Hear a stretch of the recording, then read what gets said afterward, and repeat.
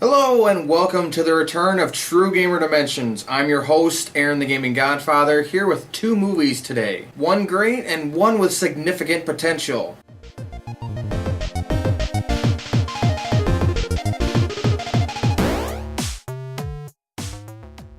It is still unknown whether that potential will be to turn a comic book series into a major franchise, or to stunt that dream and to only turn into a mere Men in Black ripoff. First, let's start off with a movie known for being hilarious, filled with action, and doesn't pull any punches.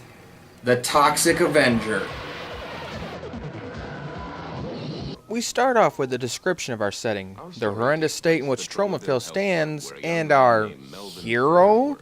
Yes, pathetic Melvin Ferd, a lot of power coming from that name, is happy, carefree, but a hopeless wimp. While Melvin is a pre-Toxic Avenger, we will focus on our villains. Villain is truly the best descriptive term for these fiends, as they perform such heinous actions as abusing drugs, beating an honest cop half to death, and murdering a small child while still riding his bike. While Melvin may not be much to look at now, through a cruel and unusual prank, he falls into a barrel of toxic waste which drags him kicking and screaming through a painful metamorphosis. That in turn brings an anti-hero to reflect the city he calls home. Toxie is disgusting on the outside, though he is caring, protective, and strong on the inside. Though you won't know just how ugly Toxie is until after 50 minutes into the movie.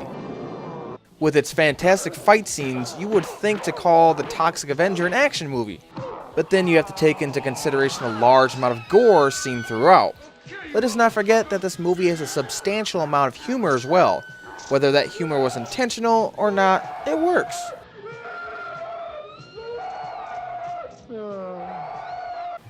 To put this movie into a single genre or to compare it to any other movie is nearly impossible. And it wouldn't do it justice because there is no such movie as The Toxic Avenger. With the first trailer of R.I.P.D. released, one question rests upon fanboys and girls' lips. Will this movie do the comic book series justice? From a glance at the trailer, I wish I could say yes. Now, whether or not this movie will do horrible, I don't believe it will.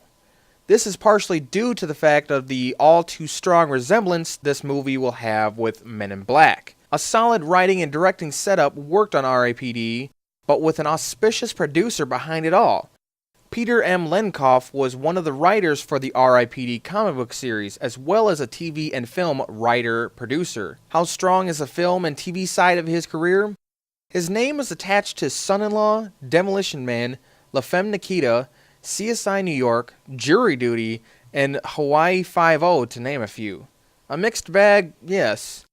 That mixed bag makes him an underdog in the comic book becoming movie area of Hollywood, considering he is following Iron Man 3 and Man of Steel. Not only that, but R.I.P.D. releases the week after Pacific Rim, a movie falling into long-thought-dead American kaiju genre. With a strong list of geeky movies made cool for the general public, R.I.P.D. may not have much ground to stand on with two short comic book series released and no real hype built up for the movie's release.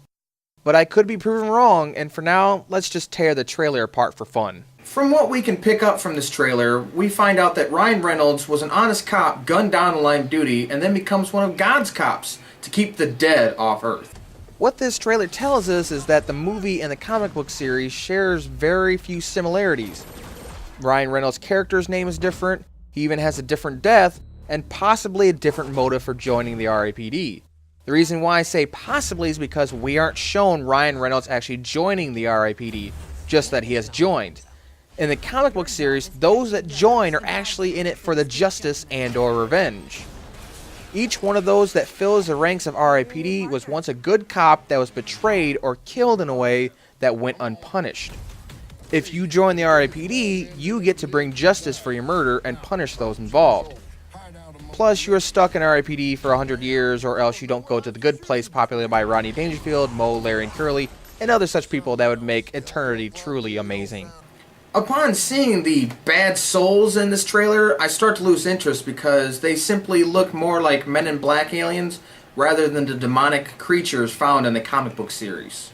If I want to see poorly designed and unoriginal humanoid aliens, I'll watch This Island Earth. There's something else. You don't look like you don't sound like you anymore.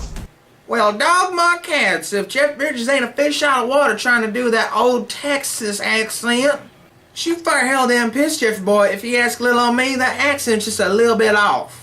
Why the vision for this movie seems to be a ripoff of MIB, I don't understand. The only thing truly separating this are the aliens in this movie. Excuse me, the dead, using conventional weapons found on Earth such as a minigun. We've seen Agent J getting pummeled like a ping pong ball in the hands of Forrest Gump, so the instructability there isn't anything we haven't seen before. The fancy guns used by the agents, or rather cops, could just as easily blend into the arsenal with MIB. The new recruit was once an outstanding member of the police force whose career was ended at a young age. The older partner here to teach the new kid the ropes has been done to death. And yes, if this movie follows the first comic book series, then the ending of R.I.P.D. will be all too familiar with how MIB ended with Agents J and K.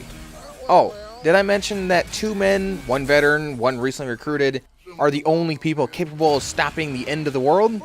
Yes, I believe I've seen that as well. I wonder where.